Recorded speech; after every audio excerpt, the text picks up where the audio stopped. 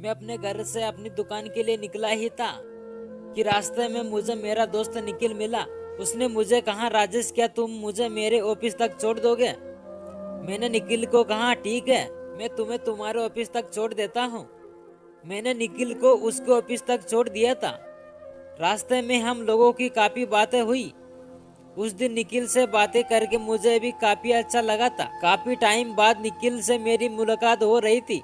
उससे मिलकर मुझे अच्छा लगा था। उसे छोड़ने के बाद अपनी दुकान में चला आया था।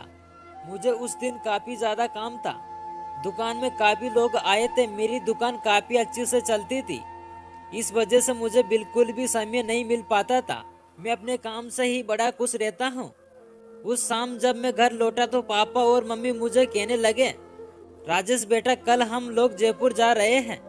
मैंने पापा से कहा, लेकिन अचानक से आप लोग जयपुर जा रहे हैं? उन्होंने मुझे बताया जयपुर में उन्हें कुछ जरूरी काम है। मैंने पापा से इस बारे में नहीं पूछा, पर पापा और मम्मी अगले दिन सुबह ही जयपुर चले गए थे। जब वे लोग जयपुर गए, मैं घर पर अकेला ही था, इसलिए मैं अपनी दीदी के घर चला जाया करता था। दीदी की शादी हमारे कॉलोनी में हुई थी। मैं अपने काम से लौटता तो दीदी के पास चला जाया करता था। पापा और मम्मी भी कुछ दिनों बाद जयपुर से लौट आए थे। जब वे लोग जयपुर से लौटे तो उन्होंने एक दिन मुझे अपने साथ अपने दोस्त के घर चलने के लिए कहा और मैं उस दिन पापा और मम्मी के साथ चला गया। लेकिन मुझे क्या मालूम था, वे लोग उनके दोस्त की बेटी आशा से मुझे मिलवाने वाले थे। जब उन्होंने मुझे आशा से मिलवाया तो मैं आशा से पहली बार ही मिला था। मुझे उससे मिलकर अच्छा लगा था। वे लोग चाहते हैं हम दोनों शादी कर लें। मैं पापा और मम्मी की बात को मना ना कर सका और उन लोगों ने हमारी सगाई करवा दी। अब हम दोनों की सगाई भी हो चुकी थी। हम दोनों की एंगेजमेंट हो जाने के बाद मेरी आशा से अक्सर बात होती ही रहती थी। जब भी मैं आशा से बात करता, मुझे उससे बात करना बहुत ही अच्छा लगता था। मुझे लगता था आशा बहुत ही शर्मीली किस्म की है। लेकिन समय के साथ साथ अब हम दोनों की बातें भी काफी ज्यादा बढ़ने लगी थी। हम दोनों एक दूसरे से बहुत ही बात किया करते थे। जब भी हम दोनों एक दूसरे से फोन पर बातें करते थे, हम दोनों को बड़ा अच्छा लगता था। जिस तरीके से हम दोनों की बातें होती थी, उससे मेरे और आशा के बीच में प्यार भी होने लगा था। हम दोनों एक दूसरे को मिला करते थे। जब भी हम लोगों की मुलाकात होती, हम दोनों बड़े ही खुश रहते थे। एक दिन मैं आशा को मिलने के लिए उसके घर के बाहर ही एक रेस्टोरेंट है, वहां पर गया हुआ था। जब मैं आशा को मिला तो मुझे अच्छा लगा। मुझे पता ही नहीं चला कि कब हम दोनों के साथ में बैठे हुए काफी समय हो चुका था। अब मैं घर लौट रहा था, लेकिन जब मैं घर लौटा तो रास्ते में मेरी मोटरसाइकिल का टायर पंचर हो गया था, जिस वजह से मुझे वहीं पास में अपनी मोटरसाइकिल का पंचर ठीक करवाना पड़ा और मुझे घर पहुंचने में देरी हो गई थी। जब मैं घर पहुंचा तो पापा और मम्मी ने मेरा इंतजार कर रहे थे। उन्होंने मुझसे कहा कि राजेश बेटा तुम घर देरी से आ रहे हो और तुम्हारा नंबर भी नहीं लग रहा था। मैंने पापा से कहा, मेरा फोन स्विच ऑफ हो गया है। रास्ते में मेरी बाइक का टायर भी पंचर हो गया था, मैं वहीं ठीक करवा रहा था। अब हम लोगों ने डिनर किया और उसके बाद मैं अपने रूम में चला गया। मैंने आशा से उस रात काफी देर तक फोन पर बातें करके बहुत ही अच्छा लग रहा था। आशा से जब भी मैं बातें करता मुझे बहुत अच्छा लगता था और हमारी फोन पर काफी बातें होती रहती थी। आशा भी कभी कभार मुझे मिलने के लिए आ जाया करती थी।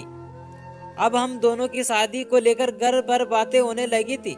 सब लोग चाहते थे हम लोग जल्द से जल्द शादी कर ले। मैंने और आशा ने भी फैसला कर लिया था, अब हम दोनों शादी कर लेंगे। जब मेरी शादी आशा के साथ हुई, मैं बड़ा ही खुश था और आशा भी बड़ी खुश थी।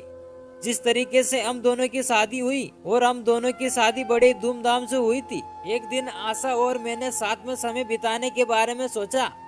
मैं और आशा घूमने चले गए। जब हम दोनों घर लौटे तो डिनर के बाद हम दोनों साथ में लेटे थे। हम दोनों ने कुछ देर तक बैठकर एक दूसरे से बात की। मुझे से बातें करना अच्छा लग रहा था और मैं उसे बहुत ही ज्यादा अच्छा लग रहा था। मैंने आशा के हाथों को पकड़ा तो वे मुझे कहने लगी, मुझे आज तुम्हारे साथ सेक्स करना है। वे मेरी गोद में बैठ गई। मुझे बड़ा अच्छा लग रहा था। वे मेरी गोद में बैठी हुई थी। मैंने आशा के स्तनों को दबाना शुरू कर दिया था। जब मैं उसके ओठों को चूमने लगा तो मुझे बड़ा अच्छा लग रहा था।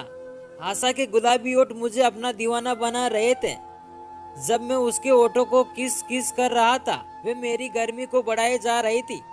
हम दोनों के बदन गर्म की गर्मी बढ़ती जा रही थी और मेरी गर्मी इस कदर बढ़ चुकी थी, मैं बिल्कुल भी रह नहीं पा रहा था। आशा भी अपने आप को रोक नहीं पा रही थी। हम दोनों तड़प रहे थे कि मैंने जब अपने लिंग को बाहर निकाला तो उसे आशा ने देखती अपने हाथों में ले लिया था और मुझे बड़ा मजा आया जब आशा ने मेरे लिंग को हाथों में लिया था। मैंने आशा से कहा मेरे लिंग को हाथों में ले लिया था। मैंने आशा से कहा मेरे लिंग को तुम अपने मुंह में ले लो। आशा ने मेरे मोटे लिंग को अपने हाथों में पकड़ा और बहुत देर तक हिलाया। मुझे मजा आने लगा था। वे मेरे लिंग को हिलाकर मेरी गर्मी को बढ़ा रही थी। मैं बहुत ही ज्यादा खुश था और आशा भी बड़ी खुश थी। जिस तरीके से वे मेरे लिंग को हिलाए जा रही थी, उसने बहुत देर तक मेरे लिंग को हिलाया। मेरे लिंग से पानी निकल रहा था। मैंने उसे कहा तुम मेरे लिंग को मुंह में ले लो। आशा ने मेरे लिंग को अपने मुंह में लिया। फिर उसको और मुझे मजा आने लगा था। फिर उसके बाद ऐसे ही पूरी रात चलता रहा है ऐसा खेल तमाशा। सो हाई गाइस, आपको ये वीडियो पसंद आया होगा तो वीडियो को लाइक करके चैनल को सब्सक्राइब जरूर कर लीजिए।